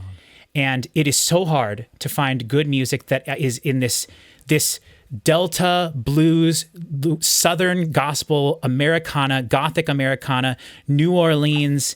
Except for 173 CDs. Well, right, but 178. that's out of 3,500. I thought you were Right. going to Yeah, say yeah. that you But I could- mean, it's hard to count that I'd high. probably give you like 6 songs. Right. Like, And so for me, this was an entire genre stylistic shift in the music that I enjoyed, and I absolutely love searching for music like this now. Bands that I would consider to be what I'm talking about would be like The Heavy, The Black Keys, July Talk, ZZ Top. I consider to be fitting into this. Their more recent music, but even going back to like their 70s and 60s stuff. Basically blues rock. But also, I think of it as Americana that incorporates bluegrass and country. And I know that a lot of these things are separate, but to me, I include them all in this True Blood soundtrack genre that just exists in my head. Like, if it's a song that could have been in the True Blood series, which is one of my favorite series of all time, and I think is the best incorporation of music into a TV show that has ever been. If it's a song that could have been in any of the episodes of True Blood, I consider it to fit into this sort of wider genre in my head. So to me, the song we're going to listen to is from an album from 2014, a guy from New York. Neither of you guys know this, and I maybe have shown you this song. It's a song by a band called Doug Seegers, and this is all about the exception to the rule for me. If you, before this time when I discovered this style of music, would have shown this to me, I would have punched you in the face for wasting my time. Immediately, the moment I heard this guy's voice, because he sounds like he's 150 years old. And oh, that's your style, though. I forgot all about. I forgot all about before Patrick. I mean, not that I really knew you for that long, but some. We would have known each other for 4 or 5 years before this, for sure. Because when I was in college, I never would have ever listened to anything like this. You're even more intolerable than you are. For sure. I believe it. If you can believe it. Yes, exactly. So the notes I have written down here is that this is very much a Southern Gothic Americana inspired song. There is a lot of religious overtones in this, which is important to me and does not turn me off like I feel like it would a lot of other people. This song is literally about going down to the river to basically get baptized. And that is important to me on a spiritual level. That is not something that I would have to have in music for me to enjoy it. But I find that if it's there, it's an extra layer that allows me to connect with something on a level that I think I necessarily wouldn't. And that's kind of what I'm talking about when I say that this is an exception to the rule for me, because normally I would say, as I said earlier in this video, the message of the song does not matter. But when the message of the song does matter, it matters a lot to me. And so a spiritual connection to a song is a powerful thing for me. And so this song has that. Also, fantastic solos in this song. We get a 3-part solo that's going to go back and forth between a dobro, a tremolo baritone guitar and an acoustic guitar, and they pass it back and forth, and it's awesome. And it has the feeling of three dudes in the room looking at each other while they're performing the solos, and I love that. It makes me think of Will the Circle Be Unbroken? It makes me think of the Nitty Gritty Dirt Band. It makes me think of bluegrass music and the Carter Family and the tradition of Americana music that we have in this country that is something that is wholly and uniquely American. And I like that. All the Europeans watching are just going to hear silence when this turns on. They're not even going to know. Yeah, because there's no accordions in it. There's no way that they'll even be able to They don't know how to listen to these tones. So sorry, guys. You can come back in after this. And so those are all the notes I have about this. This is one of the most perfect examples of this style of music I've ever found. Other songs that I thought that I could use for this would actually be the True Blood intro song, because I want to do bad things with you. Or several other songs from the soundtrack. I thought about using a Black Keys song or the Heavy for this, but I kept coming back to this song because while a lot of those bands I just mentioned are like dirty, have like a dirty blues sound where everything is run through analog filters and is slightly distorted intentionally, from a production standpoint, I love that stuff. I love the way the Black Keys drums sound on every one of their albums, and they all sound like they were passed through many different tape machines and things, and tape saturation, and you can hear, you know, fuzz and things, and I love all of that, which is something I wouldn't have said before I discovered all this. But this is clean. This is clean. This is Americana music. This is Southern. This is religious in a way that is not forceful and feels like something that could be in like an Oh Brother Where Art Thou movie or something. You know, it's. But you like that a lot too. It's my favorite movie of all time, and so it feels like something that could be in the soundtrack of a movie, which is the whole point of it. So this is Going Down to the River by Doug Seeger. Track 3. Are you ready, Chris? Yep. Patrick's song 3 in 3, 2, 1.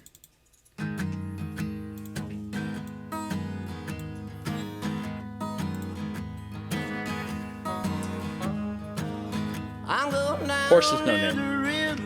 Gonna wash my soul again. I've been running with the devil, and I know that he is not my friend. I've been falling by the wayside, living in this world of sin. I'm going down to the river, gonna wash Do we get something in the left channel? No. I'm going out to the Okay, thank you. gonna bury my head. It's about exactly as long as I could take it. I'm gonna jump in that water and baptize both of my feet. This is Everywhere the real I've been business, this song. walking, I've been getting in trouble deep. I'm going down to the river, gonna wash my soul again. Well, this somewhere's going to hell in a handbasket. Oh yeah. I don't give me some restoration soon. Gonna end up in a casket. Whoa. Yeah.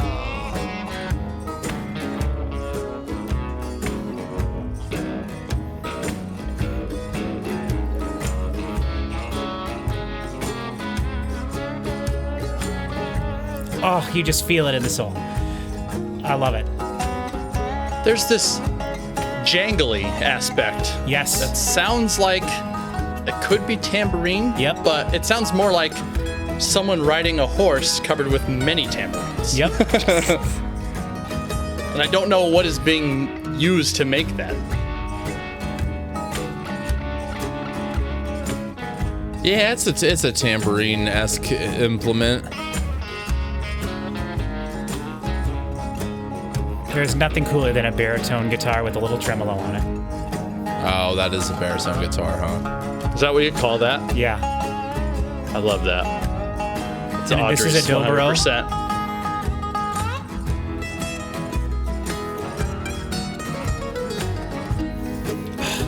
just you feel it. I do. This old world's going to hell in a handbasket. If I don't get me some restoration soon, gonna end up in a casket. Whoa, whoa. I'm going down into the river, gonna wash my soul again. I've been This would be in a Coen Brothers movie. and I know that he's not 100%. 100%. I've been falling by the wayside, living in I mean, this just drips with True Blood. Every aspect of it. I'm going down Yeah. to the river, gonna wash my soul again. I'm going down to the river, gonna wash my soul again. I think that's actually Emily Lou Harris doing the background vocals there too. Down to the river, I heard that name. Oh yeah. my soul again.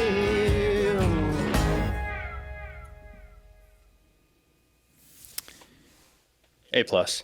I knew you were gonna like that. A plus.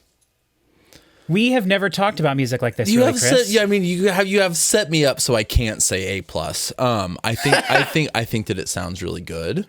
Like it's fine. Like I like from like the song part. Like, did Chris like the song? Chris doesn't care about It's this. straightforward, This I song, like, and it's really hard for me. Like, when was this from? 2014. Okay, so it's really hard for me to get over the idea that, like, if you're gonna go make something like that, then it's like because you're a guy that's, you know, at Starbucks wearing your 1850s pants and suspenders, which is kind of off-putting to me.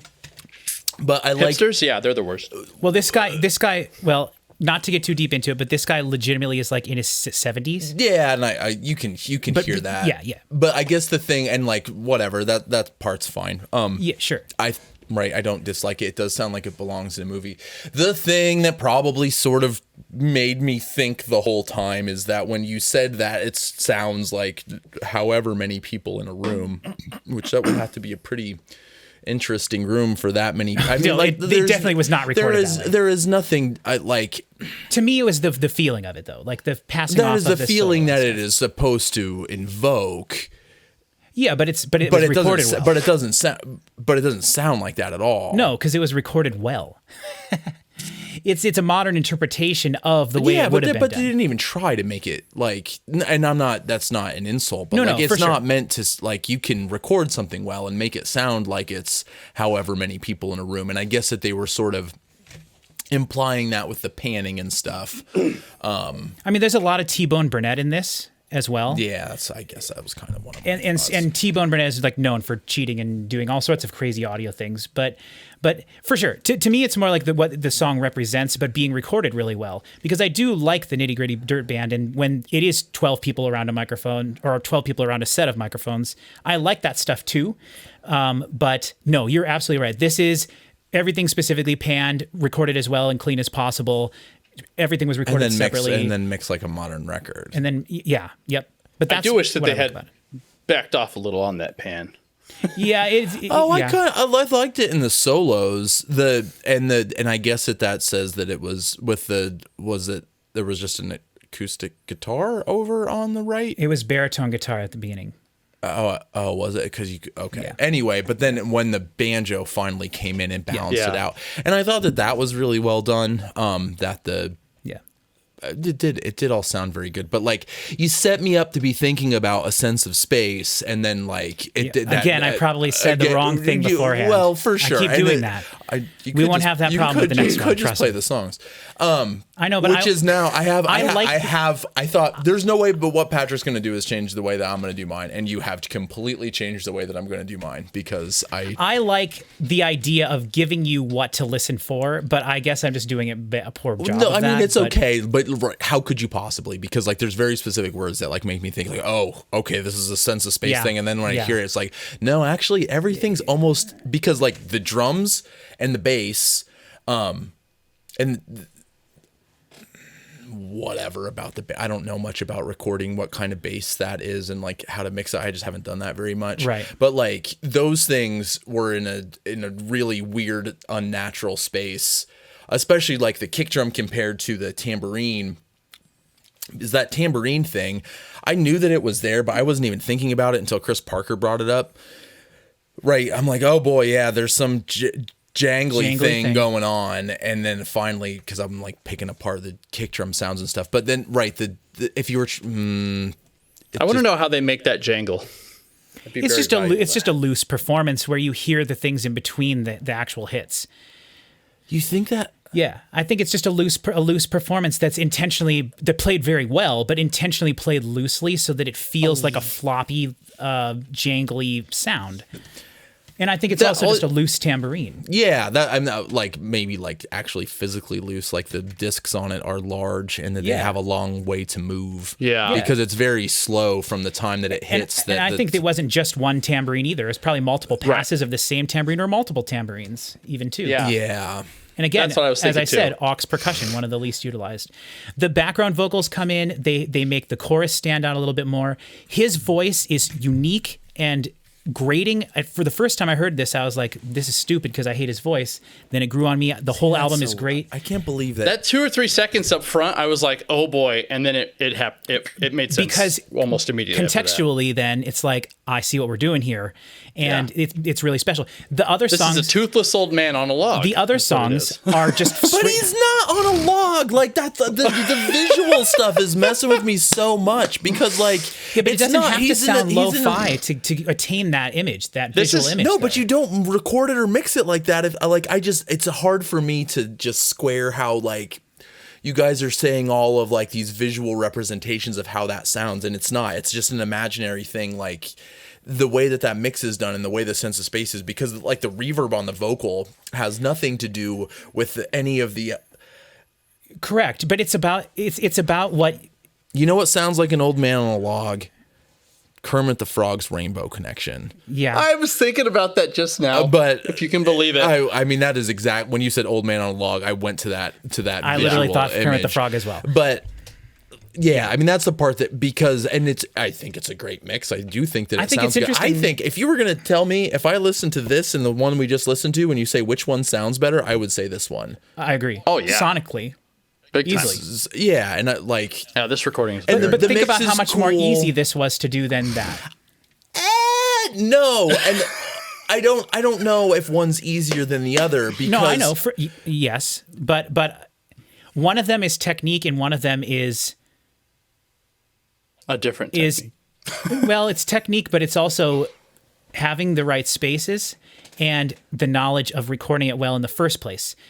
To me, the Frost thing is all about post processing. This is all about pre-production and good recording. Yeah, but no, there's more to it than that because Yes.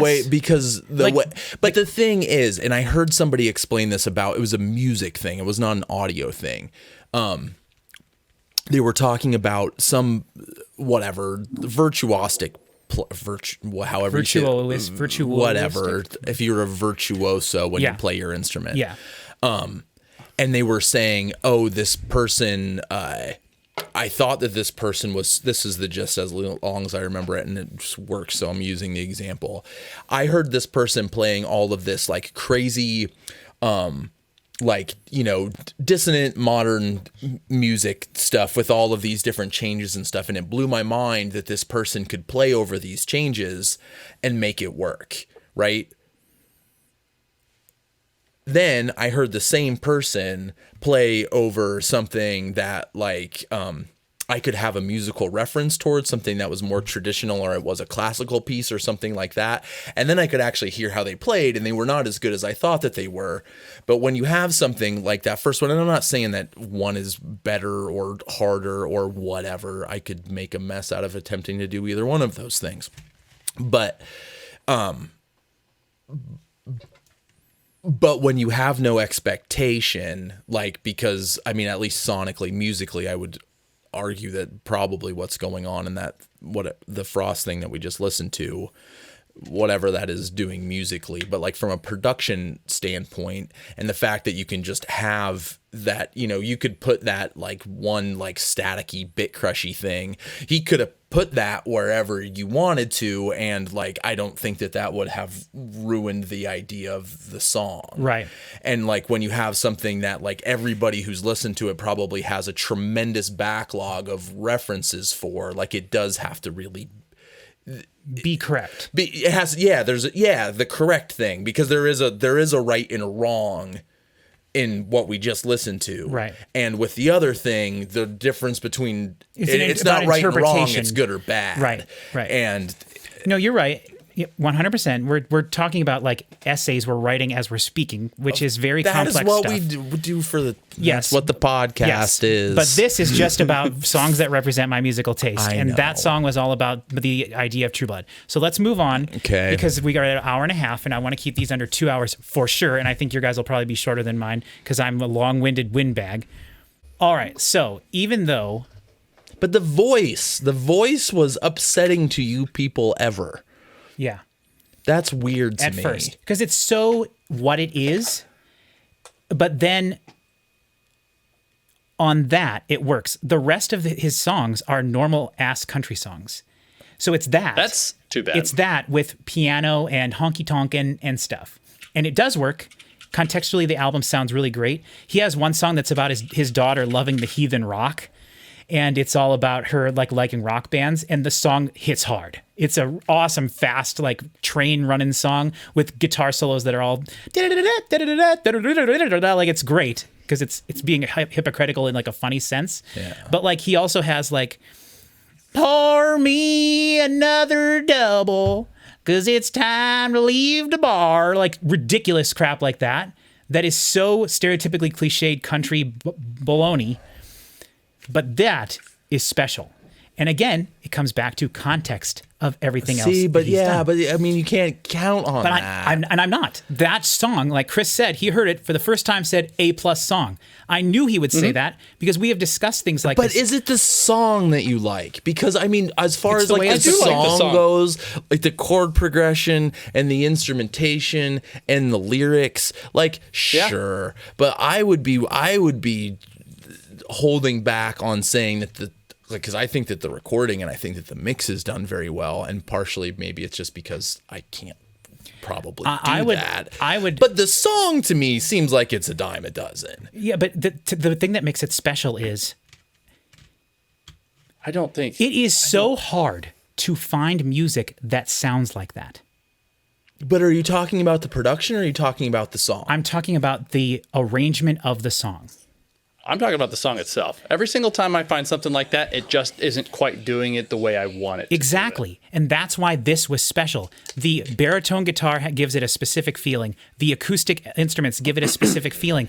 The crazy low bass gives it a specific feeling. Whether that was created digitally or whatever, because it probably was just a fake kick. That song is all vibe. Exactly. And that vibe is hard to find. I have searched for years and years. Chris and I talk about it. It's called Gothic Americana. There are That's what we've decided to call it. Well, you're right. There is so few Gothic Americana bands that record with acoustic stuff like that. There's Slim Cessna's Auto Club. There's 16 Horsepower. There are certain bands that use acoustic elements that make things like this that are recorded well, that are Gothic and dark feeling.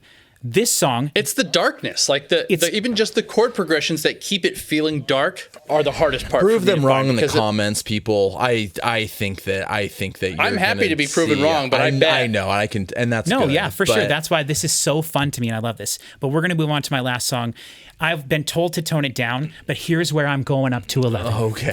Here is where I look straight into the camera, and I tell you with all my heart and soul that I don't care what this person or you think about the music that I like. I don't care. I don't care. That is the whole point of this. Is you obviously care a lot. No, I don't know. I care about the music I like, but I don't care about what you think about the music that I like.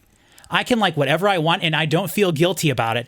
And I'm going to play a song that's going to It's make true. both of you hate me, because you're going to hate this. This is going to be the gonna be a worst short thing walk. you have ever heard in your life.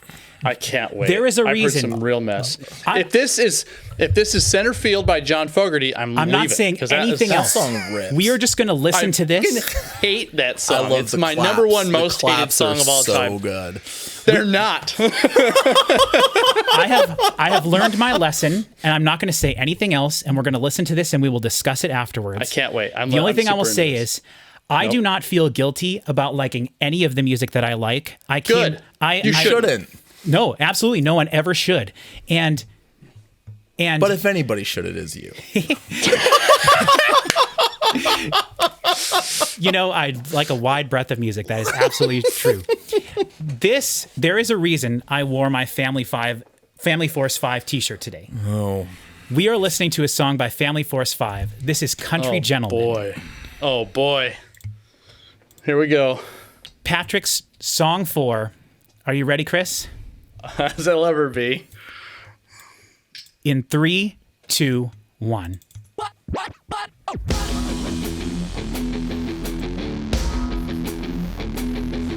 There's that St. Anger snare.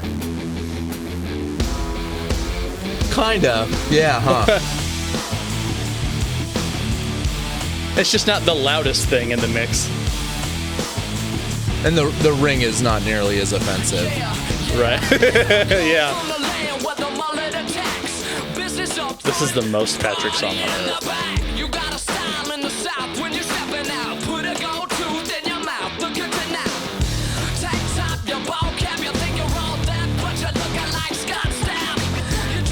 Oh, Scott Stapp reference. You got him good. What year is this from? 2007, baby. Perfect. This is what I was listening to when we were in high school. Or in college.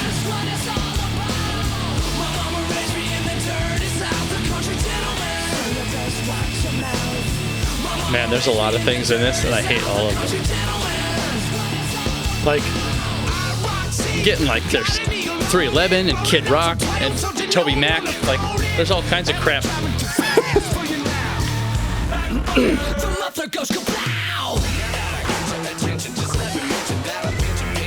I can sing this whole song. I'm sure I- you can. Believe it. As a country gentleman.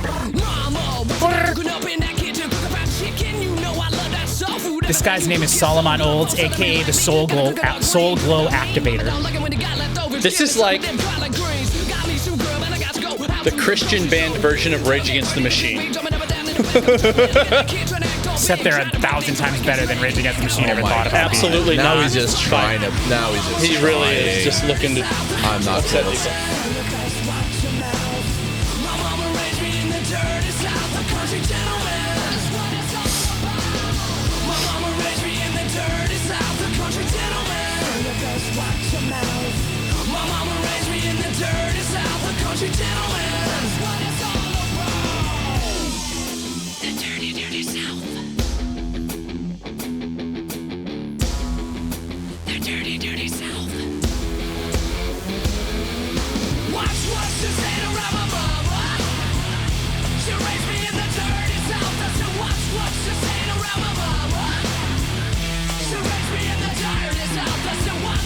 Love those guitar slides. Yeah, those are cool.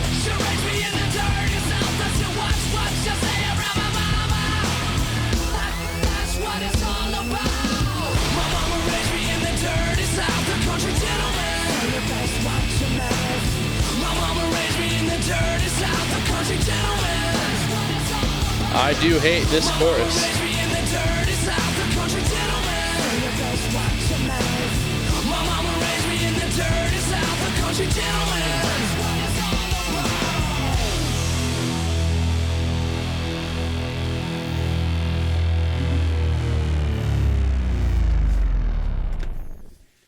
There you have it. That's what it's all about. That's what it's all about. Poignant lyrics shared with the hokey pokey. I think I could continue listening to stuff like that if I can. For a split second I heard some lyrics and I started to lose it a little bit. But I think my interesting thing there would be like, I think that sounds pretty good. Yeah.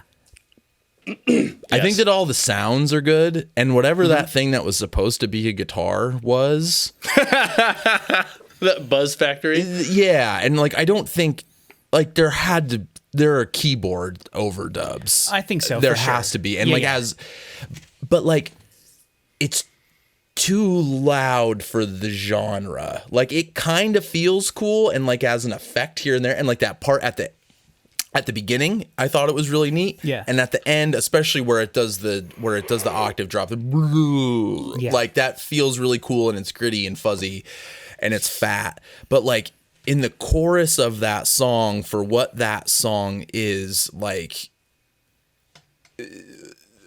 the guitars need to come down and the drums and the vocals need to go up appropriately. I think that it's actually. Is there a hi-hat in that song? Yeah. Of course there is. The verses are a hip hop drum beat, like in the middle, like a mono hip hop drum beat.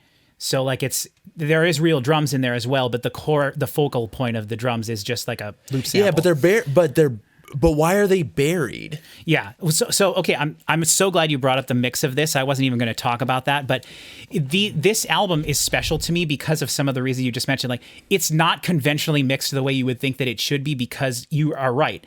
The drums and the guitar should come down, the drums and the vocals. That's too loud for should be up. That's too loud for an actual guitar band. Right. And so this band, okay, so this is Family Force 5, which is the t-shirt I'm wearing, which I bought at Goodwill. I did not get to see them in concert ever. They are no longer a band. The thing is about this is that this is a Christian band, as Chris pointed out almost immediately. This is a Christian band. I didn't even know that. This whole, just a sound that they all have. No, no, it doesn't. This song, I'm going with Patrick on this one. This is mixed way different than most Christian bands, and the reason for it is because they did it all themselves. This is Family Force 5 because there's 4 brothers who are all together, grew up together in a home, a family, wonderful family, Christian family home, and they were happy, and they have 2 parents, and they were all loving, and it was wonderful, which is a rare find nowadays, and so that's nice and warms the heart. But also, they do all the work themselves and recording and stuff, and the guy who's the singer with the more intense voice, who basically always just screams, not screams, that we're talking to metal people here, the guy that has like the intense voice the whole time, his name is, like I said, Solomon Olds. He's a producer, and I love his work, but he hasn't been doing music for the last like 10, 15 years. And this album is all about breakdancing, which is something that they love to do, which I think is kind of a cool thing. But it's about breakdancing, and it's about breaking up with your girlfriend and having ex-girlfriends, and it's very juvenile. And they were young when they made it, and I don't care because I don't connect with the lyrics. As I said, I don't really care about the lyrics at all. It is not overly Jesus at all. Like there's no point where they're like, there's no worship in this at all. But you can tell it's a Christian band. But you can still tell because they're talking about they never say the things that people who are not Christian would say. It's not the lyrics though. I mean it's not the lyrics and it's not the mix. There's a vibe that I've never ever been able to actually pinpoint when you hear a Christian band. I know what you're talking about, and I have I researched it as well, and I do not get that with this. This sounds to me like the cool thing about this album is that there's a But vibe. it's not the album that we're talking about. We're talking about the song. Right, but to me, but to me, it is about them. I know. As you should know already, four songs into this. I can tell.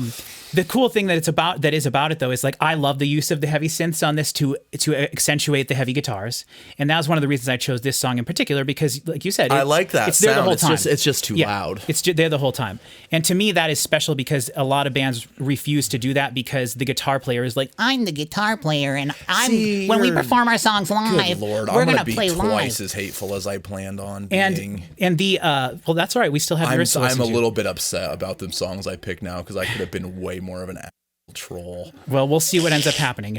We'll see, because I have a lot of predictions for what I think your songs are, and I think you're going to overcompensate on purpose and specifically choose things that we wouldn't think you're going to choose. Such a prick. I absolutely did not do that. Good. Then I'm glad you subverted my expectations. Though you have shat on every single thing that I have played for you in this video. Because you have set me up to do so. Because I wanted you to know what to listen for in regards to my specific picking of these songs, except for this last one, which I just wanted to piss you guys off with, and I'm so glad that worked. It didn't really. I know, this is the one you seem to like the most, but that's great because it's great. So I just want to mention again, I like that this song has heavy riffs in it it has heavy guitars, whether we agree with what's heavy or not. It's definitely like there's an intensity to the song. There is very little good like rap rock, rap metal out there, and I love that genre when it's done good. And this is done pretty good. They're definitely not my favorite rap rock band. I think this album is a perfect album, which we're not talking about the album, but I think it is a 10 out of 10 album.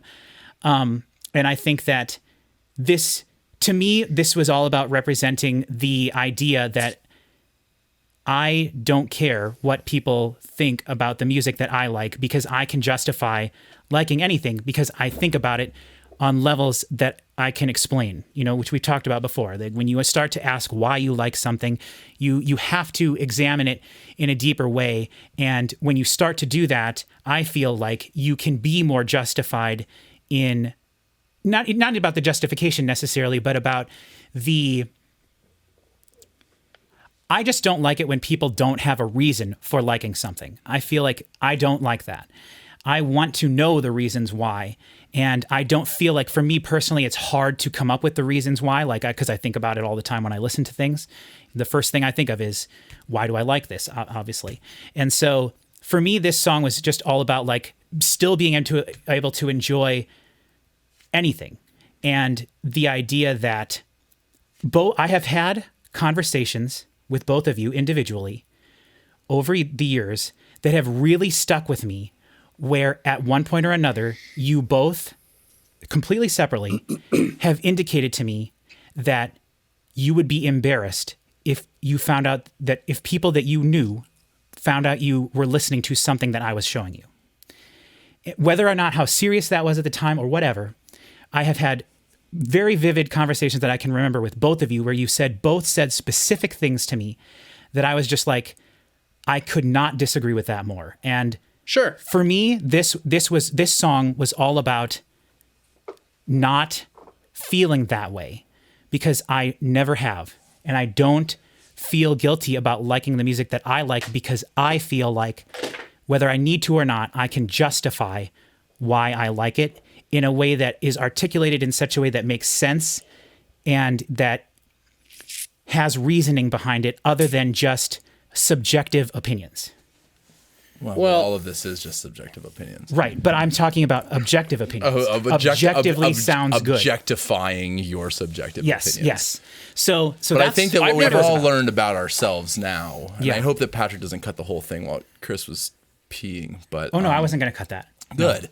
No. Because I think that what we have found is that because there are specific very things few that things you I would have ever cut. that you have told me, and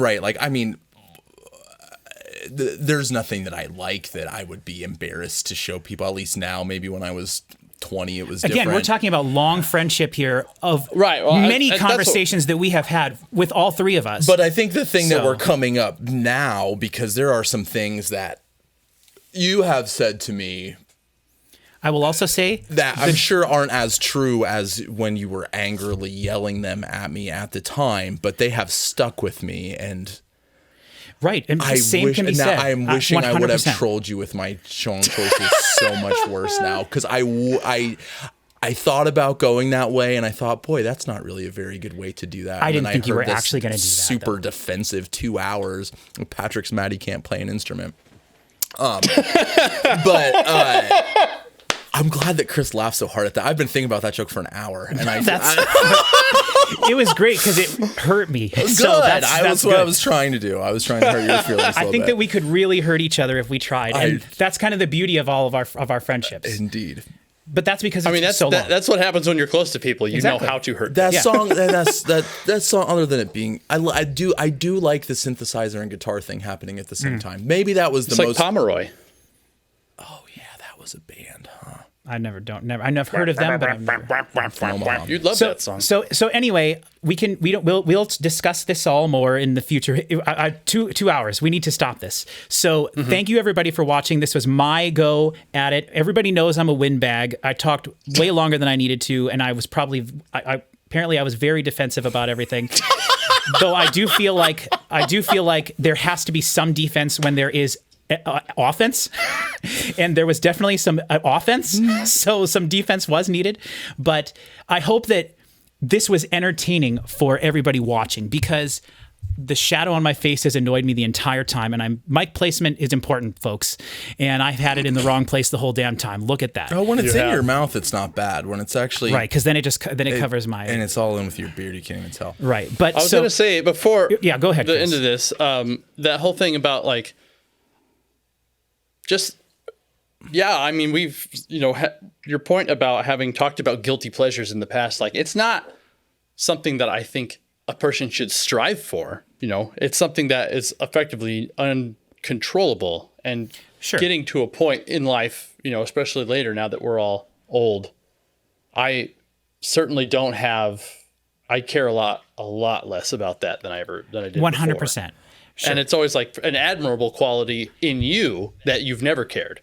And And it's like, let's try to be more like right. Patrick. And I shouldn't have brought it up maybe in the way that I did, because it did feel all attacky right. to you guys. But if I were to, No, but I think it was a good point. if I, it is. If I were to think It's of a like the most okay impactful point. conversations I've ever had with you guys, like I said, like 2 of the most impactful conversations I've ever had involved specific conversations where we were talking about, it doesn't matter. We don't have to get into it because, like you said, we're all so much older now, and I'm hoping that. Thank you for not saying more mature, because that is absolutely not true for me. I could tell that's where you were going. Well, I would.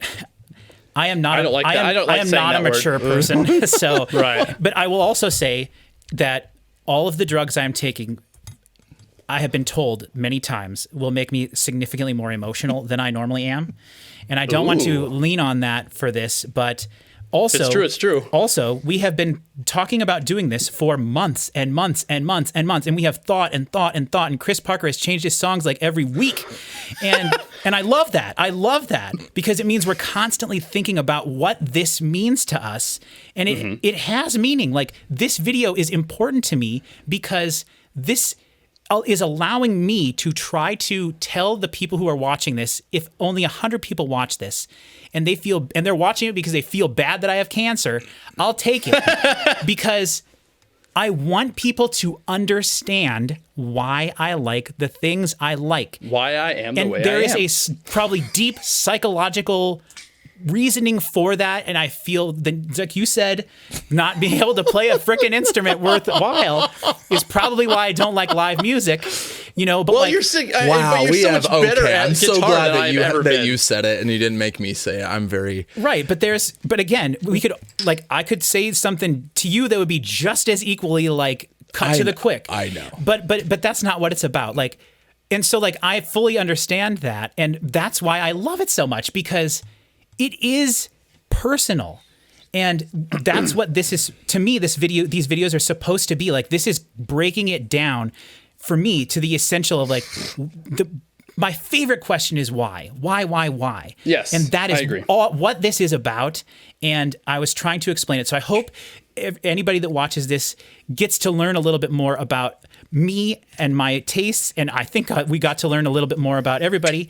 And we're gonna still And some about ourselves. We're gonna do a video Friends just we made like along this the way. for both Chris's, and so we're gonna learn a lot more, and we're gonna have a lot of fun in parts 2 and part 3. So make sure you join us for that. Mine's gonna be. Thank you very much for watching, and we will see you next time.